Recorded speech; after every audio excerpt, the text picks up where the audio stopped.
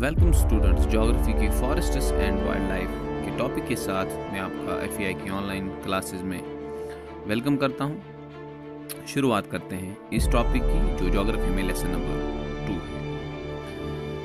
तो जहां तक बात इस चैप्टर की है, हम इंट्रोडक्शन में ही आपको बता देते हैं कि हमारी जो अर्थ है इसमें ज़बरदस्त जो है बायोडाइवर्सिटी देखने को मिलती है और ह्यूमन बीइंग्स या बाकी लिविंग क्रिएचर्स एक कॉम्प्लेक्स वेब क्रिएट करते हैं इकोलॉजिकल सिस्टम में।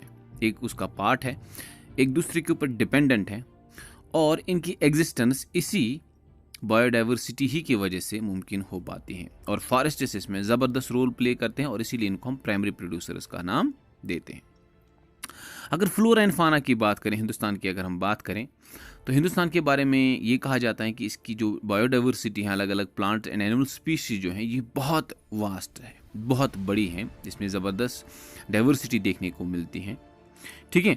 और लगभग 8% जो टोटल नंबर ऑफ स्पीशीज दुनिया में है वो हिंदुस्तान में ही देखने को मिलती है, जहाँ तक बात फ्लोरा एंड फाना की है।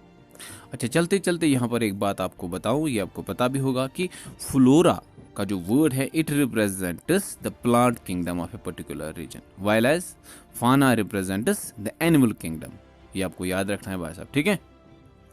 वास्ट डाइवर्सिटी का ही नतीजा है कि हिंदुस्तान में लगभग 90,000 स्पीशीज फाना देखने को मिलते हैं, 74,000 स्पीशीज फ्लोरा जिनको हम प्लांट लाइफ कह सकते हैं, 15,000 फ्लावरिंग प्लांट्स और लगभग 2,000 के आसपास बर्ड स्पीशीज देखने को मिलते हैं। बिसाइड्स दिस, ये बात भी आपको याद रखनी है भाई साहब कि 10 से 20% हमारे जो flora and mammal species Hindustan में देखने को मिलते हैं वो इस वक्त उनको थ्रेट है कि वो एक्सटिंक्ट हो सकते हैं अगर हमने उनको तहफ़्फ़ुज़ नहीं दिया। बिसाइड्स दिस, हमारे पास 78.29 मिलियन हेक्टेयर जो है फॉरेस्ट कवर है और 23.81% जो है जोग्राफिकल एरिया ये आता है, ठीक है भाई साहब।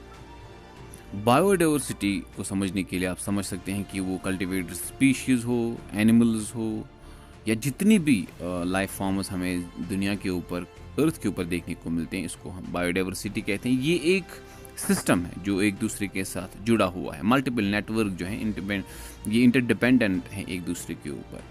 आप देख सकते हैं स्क्रीन पे कि किस तरह से चील स्नैक्स को खा के अपनी एग्जिस्टेंस बनाए रखती हैं, इसी तरह से फ्रॉग्स को वो खाते हैं स्नैक्स। फ्रॉग जो है बटरफ्लाई प्लांट्स और प्लांट्स सूरज के ऊपर डिपेंडेंट हैं, एक नेटवर्क बनाते हैं, इसको बायोडाइवर्सिटी कहते हैं। और हम इंसान भी बायोडाइवर्सिटी का एक हिस्सा है भाई साहब।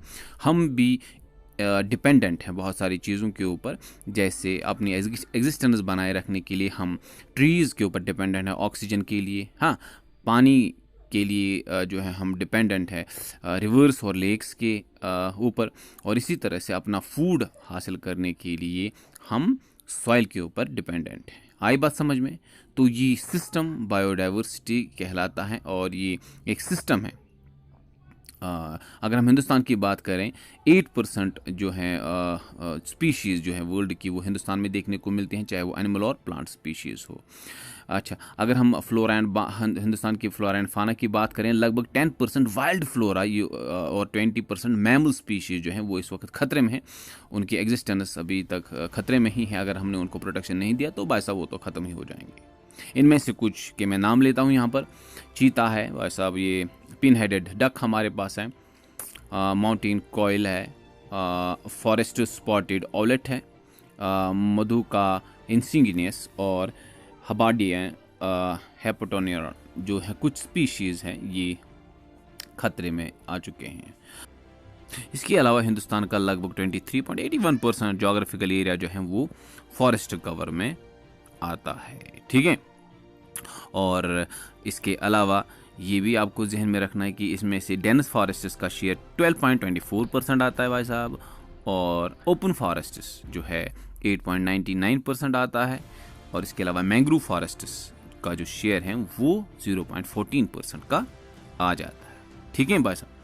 अच्छा, अगर हम फ्लोरा एंड फाना की बात करें तो हमने इनको क्लासीफाई किया है कुछ स्पीशीज़ में, ठीक है। एनिमल स्पीशीज़ को अगर हम प्लांट और एनिमल स्पीशीज़ की बात करें, एक होते हैं भाई साहब नॉर्मल स्पीशीज़।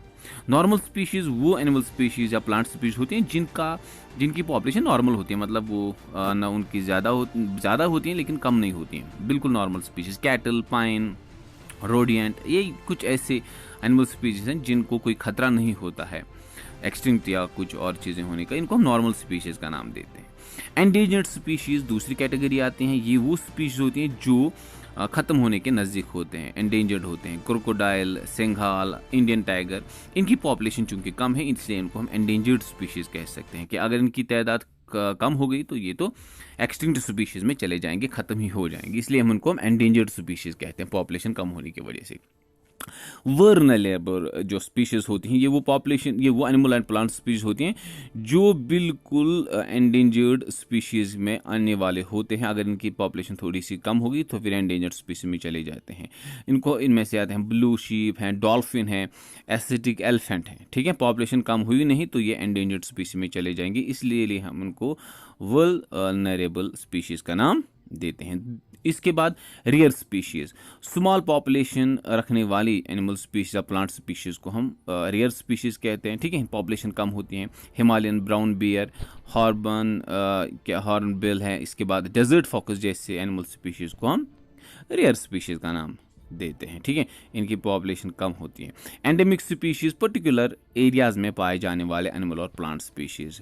मिथोनियन अरुणाचल प्रदेश, ये पर्टिकुलर एनिमल स्पीशीज़ हैं जो सिर्फ आंध्र प्रदेश में देखने को मिलती हैं। इसी तरह से अंडमान वाइल्ड पिग जो है वो सिर्फ अंडमान निकोबार आइलैंड्स में देखने को मिलता है, इसलिए हम इनको endemic species, some particular areas में पाए जाने वाले एनिमल स्पीशीज़ का नाम देते हैं। इनको हम एंडेमिक स्पीशीज़ का नाम देते हैं।